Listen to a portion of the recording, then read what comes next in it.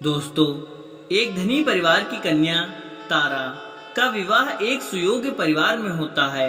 लड़का पढ़ा लिखा और अति सुंदर लेकिन बेरोजगार था। परिवार की आर्थिक स्थिति बहुत ही अच्छी थी, जिसके कारण उसके माता पिता उसे किसी भी कार्य करने के लिए नहीं कहते थे और कहते थे कि बेटा, तू हमारी इकलौती संतान है।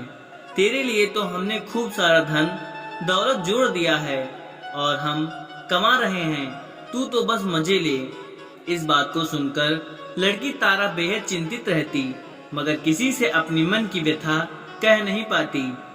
एक दिन एक महात्मा जो 6 माह में फेरी लगाते थे, उस घर पर पहुंच गए और बोले, माई, एक रोटी का आस है।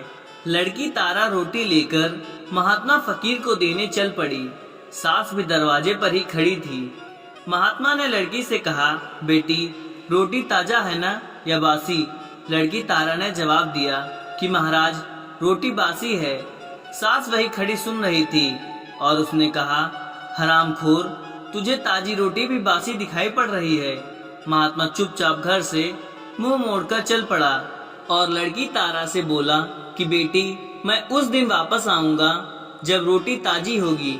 समय व्यतीत होता गया और तारा के पति जिगर को कुछ समय बाद रोजगार मिल गया। अब तारा बहुत खुश रहने लगी। कुछ दिन बाद महात्मा जी वापस फेरी लगाने आए और तारा के ससुराल जाकर रोटी मांगने लगे। महात्मा के लिए तारा रोटी लाती है। महात्मा जी का फिर वही सवाल था, बेटी, रोटी ताजा है या बासी? तारा ने जवाब दिया कि महात्मा, रोटी तो एकदम ताजी है। महात्मा ने रोटी ले ली और लड़की को खुशी से बहुत आशीर्वाद दिया। सास दरवाजे पर खड़ी सुन रही थी और बोली कि हरामखोर, उस दिन तो रोटी बासी थी और आज ताजी।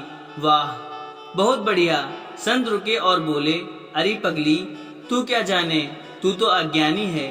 तेरी बहू वास्तव में बहुत होशियार है। जब मैं पहले आया था तो इसने रोटी को बासी बताया था, क्योंकि यह तुम्हारे जोड़े और कमाए धन से गुजारा कर रहे थे, जो इनके लिए बासी था। मगर अब तेरा बेटा रोजगार पर लग गया है और अपनी कमाई का ताजा धन लाता है, इसलिए तेरी बहू ने पहले बासी और अब ताजी रोटी बताई। माँ बाप का जुड़ा धन किसी ओखे झोंके के लिए होता है। जो बासी होता है, काम तो अपने द्वारा कमाए ताजा धन से ही चलता है। सास महात्मा के पैरों में गिर पड़ी और उसको ताजी बासी का ज्ञान व अपनी बहू पर गर्व हुआ। इसलिए मानव को हमेशा जुड़े धन पर आश्रित नहीं रहना चाहिए, बल्कि सदैव ताजे धन की ओर ललायित रहना चाहिए। अगर हम जुड़े धन पर ही आश्रित रहेंगे तो वो भी एक दिन खत्म हो जाएगा। इसलिए हमें ताजा धन की ओर आस करके प्रगति पथ पर निरंतर प्रवाह करना चाहिए। दोस्तों, अगर वीडियो अच्छी लगी हो तो आप लोगों से निवेदन है कि कृपया वीडियो को एक लाइक शेयर जरूर करें और हमारे चैनल को सब्सक्राइब करना ना भूलें। धन्यवाद।